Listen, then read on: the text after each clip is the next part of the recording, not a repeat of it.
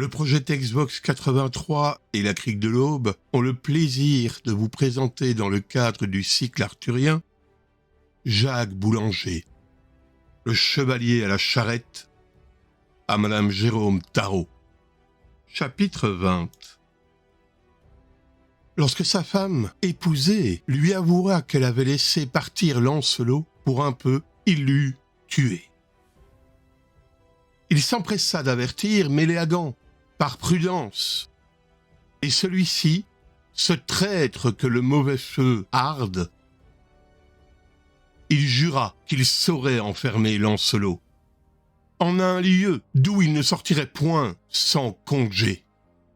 En effet, il le fit transporter dans une tour très haute et très forte, au milieu d'un grand marais, dans la marche de Galles. On mura les portes et les fenêtres, sauf une petite ouverture au sommet. Par là, on faisait passer chaque jour aux prisonniers un peu d'un dur pain d'orge et de l'eau trouble qu'on lui portait en barque et qu'il tirait lui-même par une corde. Cela fait, Méléagant se rendit à la cour du roi Artus, qui était alors à Londres, pour réclamer la bataille contre Lancelot et, si son adversaire était défaillant, demander que la reine le suivît comme elle l'avait juré. « Méléagant, dit le roi, Lancelot n'est point ici, et je ne l'ai pas vu depuis 1 an avant le temps qu'il délivra la reine. Et vous savez bien ce que vous devez faire. » Et quoi ? Attendre séant 40 jours, par ma foi. Et si Lancelot ne se présente pas, ou quelque autre à sa place, vous emmènerez la reine. Ainsi ferai-je, répondit Méléagant. Or, le comte dit en cette partie qu'il avait une sœur d'un premier lit, et cette pucelle le haïssait fort, parce qu'il s'était emparé de la terre qu'elle devait hériter de sa mère, après l'avoir si bien calomniée que le roi Baudemagou, leur père, l'avait exilé au bout de son royaume. Et c'était justement dans la marche de Galles, quand elle sut qu'on avait enfermé un prisonnier dans la tour, elle résolut de s'en enquérir. Sachez que le sergent qui gardait la tour logeait au bord du marais, près du chemin, et que sa femme devait tout à la sœur de Méléagant, qu'il avait élevée et mariée. Celle-ci vint voir sa protégée et coucher chez elle.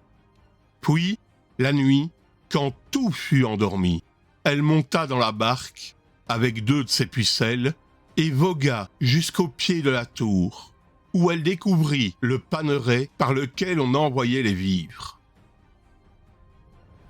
Et elle entendit une voix qui se plaignait et disait « Ah, fortune, comme la roue a mal tourné pour moi.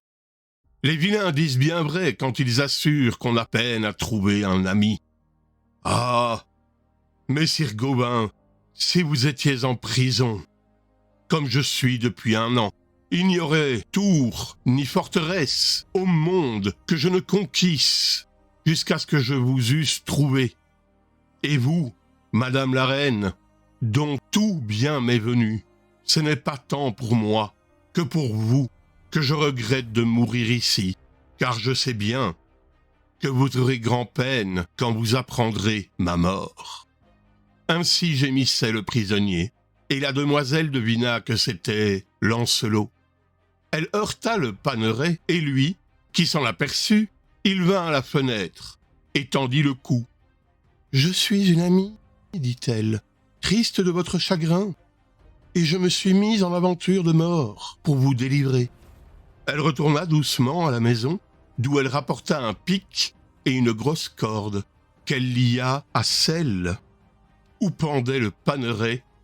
Lancelot eut au fait de tirer la corde, d'agrandir l'ouverture et de se laisser glisser dans la barque, le plus silencieusement qu'il put, et de là dans le logis du sergent.